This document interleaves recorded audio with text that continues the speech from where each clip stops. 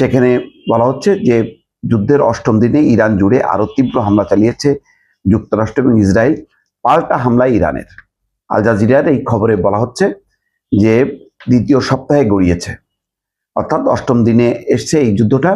এই দিন দেশটির উপর আরো কঠোর এবং বিস্তৃত পরিসরে হামলা চালানোর হুমকি দিয়েছেন প্রেসিডেন্ট ডোনাল্ড ট্রাম্প। তিনি ইরানের আরো নেতাকে লক্ষ্যবস্তু করা এবং দেশটির বিভিন্ন স্থাপনা পুরোপুরি গুড়িয়ে দেওয়ার ঘোষণা দিয়েছেন। তবে ইরান কোনোভাবে আত্মসমর্পণ করবে না বলে আবারও জানিয়েছেন দেশটির প্রেসিডেন্ট মাসুদ পেজেশকিয়ান। গতকাল ইসরায়েলে বিভিন্ন স্থাপনায় হামলা চালিয়েছে ইরান। তবে মধ্যপ্রাচ্যে প্রতিবেশী বিভিন্ন দেশে হামলার ঘটনায় তিনি দুঃখ প্রকাশ করেছেন। তিনি এও বলেছেন, মধ্যপ্রাচ্যের এসব দেশ থেকে ইরান আক্রান্ত না হলে পাল্টা হামলা চালাবে না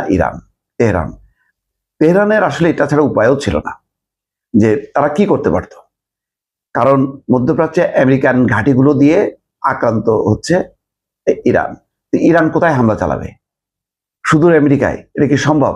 আমেরিকা কি আমেরিকার থেকে হামলা চালাচ্ছে? আমেরিকা তো আরব দেশে তাদের ঘাঁটিগুলো থেকে হামলা চালাচ্ছে। তো সুতরাং সেই দেশগুলোকে জবাবদিহি করতে হবে। সুতরাং সঠিকভাবেই ইরান তার পাল্টা লক্ষ্যবস্তু ঠিক করেছে। যুদ্ধের অষ্টম দিনে গতকাল ইরানে হামলা আরো তীব্র করেছে যুক্তরাষ্ট্র এবং ইসরায়েল।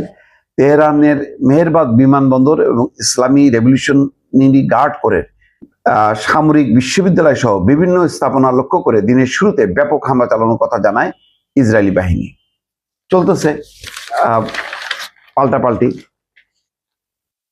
মার্কিন ইসরায়েলি হামলার জবাবে ইরানের সামরিক বাহিনীও ইসরায়েল এবং মধ্যপ্রাচ্যের বিভিন্ন দেশে যুক্তরাষ্ট্রের বিভিন্ন স্থাপনা লক্ষ্য করে ক্ষেপণাস্ত্র এবং ড্রোন ছুড়েছে।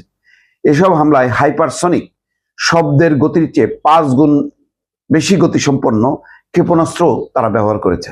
সৌদি আরবের প্রিন্স সুলতান বিমান ঘাঁটি, সংযুক্ত আরব আমিরাতের আল দাফরা বিমান ঘাঁটি এবং কুয়েতের আলী আল সালেম বিমান ঘাঁটি লক্ষ্য করে হামলা হয়েছে। ড্রোন হামলার ঘটনা ঘটেছে দুবাই বিমানবন্দরেও। ইরানে মানামায় অর্থাৎ বাহরাইনের মানামায় একাধিক ভবন ক্ষতিগ্রস্ত হয়েছে বলে বাহরাইনের স্বরাষ্ট্র মন্ত্রণালয় জানিয়েছে। এছাড়াও হরমুজ প্রণালীতে মাল্টা এবং মার্শাল আইল্যান্ডের পতাকাবাহী দুটি তেলের জাহাজে আঘাত হানার দাবি করেছে IRGC। চলমান যুদ্ধে মধ্যপ্রাচ্যের 12টি দেশে ছড়িয়ে পড়েছে। ইরান ছাড়া এসব দেশে 29 জন নিহত হয়েছে। যাই হোক, মোট কথা সুখবর নেই। হামলা পাল্টা হামলা শেষ পর্যন্ত কোন দিকে যায় এখন বিশ্ব, সেদিকে এখন দর্শকের সারিতে বসে থাকা ছাড়া কোনো উপায় নেই। কারণ মধ্যস্থতা কোনো লক্ষণ দেখা যাচ্ছে না, যদিও শোনা যাচ্ছে, কিন্তু মূল এই ক্ষেত্রে মধ্যস্থতা করতে পারে একমাত্র রাশিয়া এবং চীন। তাদের দৃষ্টিভঙ্গি কি সেটাও এখনো পরিষ্কার না দর্শক।